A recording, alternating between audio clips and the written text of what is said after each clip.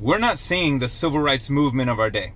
We're seeing the cultural Marxist revolution of our day. Look, if this video is helpful, make sure to like it and subscribe. Do all the things that you know you're supposed to do. If you're on YouTube, you know what's going on. But listen, I just kind of want to go right on it. And I really wanted to share this video because this is something that we're just seeing more and more. I mean, this political debate and this election season has exposed so much. Now, I'm not going to also stand here and make you and make a case and saying which one is, you know, thou art more holier if you vote for one party or another. That's not what this is about. This is about the constant divide and infighting that we're even seeing as Christians between what we are all seeing here, between the riots, between the protests, between everything, especially in particular to really one of the things that has spearheaded this ever since 2016. No, before then, even before then, which was Black Lives Matter. And what's so genius about that phrase is what it stands for. You know, I mean, I have yet to bump into someone that, yeah, you know, Black Lives Matter less. Now, I know there's a lot of ways, well, you know, silence is violence, and then, you know, there's a bunch of other stuff, and I get that, you know, and if you're not, there's some things that matter, but at the same time, if just because you don't support one thing or this and that doesn't mean it's the opposite. I mean, this whole Black Lives Matter thing is genius. So deceptive. Because it helps you find a common ground, like, yes, Black Lives Matter. But then the organization itself is, I mean, it has been exposed so hard that honestly, if you still choose to give money to this, and especially as a Christian, I mean, this is willful ignorance now. I mean, we're not talking about, well, you know, does it mean that you're not for justice for this or that? Yes, of course. You know, if we see a level of injustice and abuse of power, yes, of course. You don't have to adhere to and bow down to BLM to be able to follow the Bible or anything like that. No, it at all.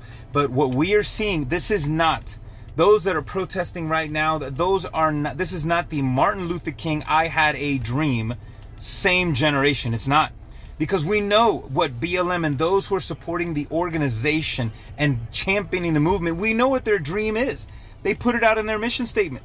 You know, right? I mean, Martin Luther King, what did he say? I have a dream that people will be able to, my kids will be able to play with other kids, and that people will be judged not by the color of their skin, the content of their character. We know this.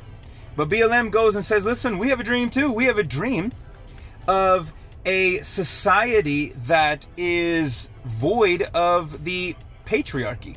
I mean, it is literally the worst of feminism, which is this disdain and disgust and dismissiveness towards anything male-oriented, which again comes from the same people who say that gender is, you know, social construct, that you can kind of make it up, but at the same time then they'll say this.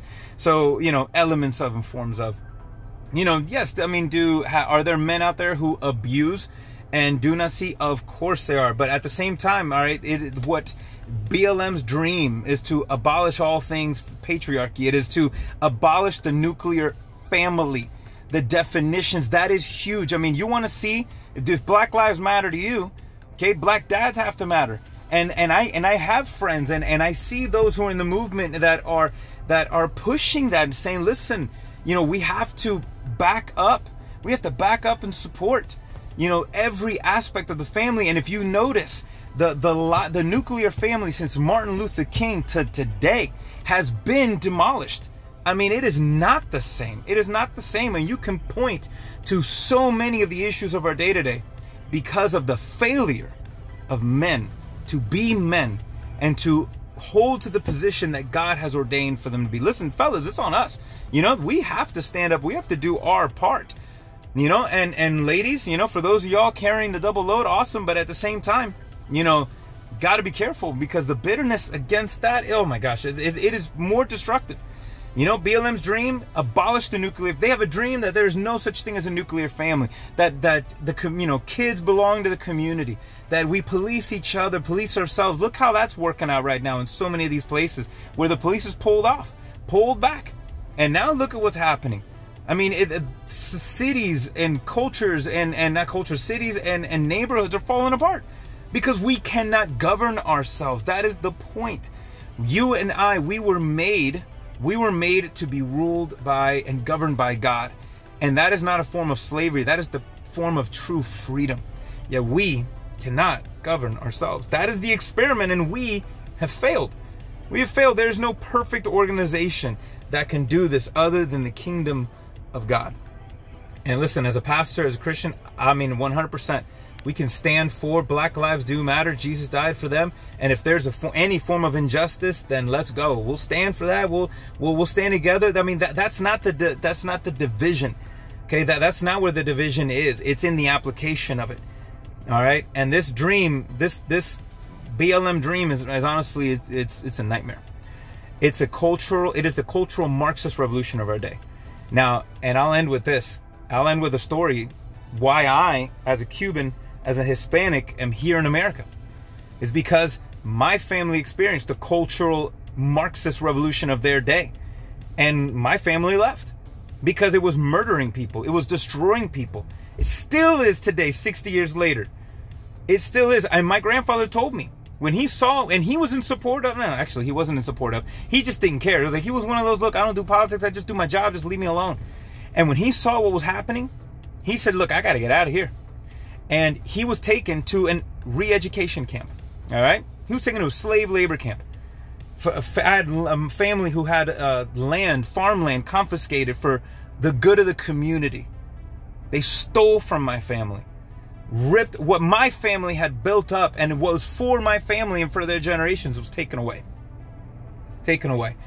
And my grandfather was sent to a re-education camp. He tells me of a story when he got there and he just saw so many people that were just broken. I mean, hopeless, abused. My grandfather said something that when he said something that stuck in my and burned in my head ever since he said, I saw all those people and I said, not me. That's not going to be me. And he did whatever he could to get out of there, and he did. And he got a handful of people out of there as well. And he got out of there. Listen, I'm looking at the culture. I'm seeing the infighting, the darkness that is growing in people's hearts. I'm sorry, the more hate. Look, here's the thing. I don't agree with BLM for one bit, but I don't hate them. In fact, my heart breaks for them. My heart breaks for them because they are fighting and going against the very thing. If Black Lives Do Matter, then the gospel has to matter. Until the gospel matters, your life is never going to matter as much. You'll never find, nothing will be ever enough. White people will never be sorry enough. White people will never be, no one can ever be woke enough unless the gospel is enough, unless God is enough. But not me. I'm not going to fall for it. And here's the thing, other than my grandparents and my family who had a country to go to, I'm not leaving. I'm not going anywhere else. I make my stand here. I make my stand here for my family and for those families that they're trying to demolish and destroy. It's for them. You know, I'm not standing against you because I hate you. No, I'm standing against you because I'm trying to help you. I am disagreeing with you in love because I believe that what you're going to do is destructive in nature and is counterproductive. Okay? That's my heart, not me. Not me. This is not the civil rights movement of our day. We need a different kind. This is the cultural Marxist revolution of our day. And we need to be very careful with where we stand, what we believe, what we fall for. Because if we fall for it too easily, okay, we might not be able to come back. We might not be able to save this. Now just look at the Venezuelans. Venezuelans, they said, man, we should have listened to the Cubans. The Venezuelans right now say we should have listened to the Cubans because everything that BLM is doing is the same playbook that they pulled off in Venezuela. In fact, what's crazy, the BLM leaders actually are very lovey-dovey with the Maduro and all those people up in Venezuela. So that should say enough. But listen, the Venezuelans are saying, man, we should have listened to the Cubans. The Cubans were telling us, this is what they're doing. This is what they're doing. This is what's going to happen to you if you keep going. Don't do it. Don't do it. Don't go that way. Don't go that way. The Venezuelans, nah, we got this. It's different. It's justice. It's righteousness. And now they're saying we should have listened to the Cubans. And now the Cubans and the Venezuelans are trying to talk to the Americans and everybody else and saying they're doing the same thing. And it's going to play out the same way. Listen, but it doesn't have to be that way. And I'm not telling you listen to me because I'm Cuban. All right? That's not it at all. But you know what? I just pray that we all listen to God, because this is why I wrote the book Revolutionary, which I'm not even plugging it. It's free. You can download it. Just go to pastortito.com and get it. I wrote the book Revolutionaries because I really believe we are experiencing a revolution right now, and we need the right kind of revolutionaries. One who revolve their lives around Christ. Because what a revolution is, it's not just a fight. It's to break the center of something, to revolve your culture and society around something else, around a different foundation. And listen, America's not perfect, but God has done a lot, and it is built on a biblical foundation. And, you know, and I can show you and prove it. But listen, and it's not just about America being, you know, it's not mixing patriotism and, you know, theology and America is heaven on earth. I ain't about that. All right. No, the Republicans aren't our saviors neither. And so, but the thing is that there's truth at stake. Lives are at stake. And I'm not telling you to listen to me because I'm Cuban. I'm listening to you. I want you to listen to me. Really tell you to listen to Jesus. Listen to God. If we want to see true justice, true righteousness, if we want to see things get better, all right, we can't keep fighting God and pushing him away. It's only going to get worse. All right. And so what really matters more than ever is, you know, I hold to a different BLM. All right. Biblical literacy matters. God's word matters.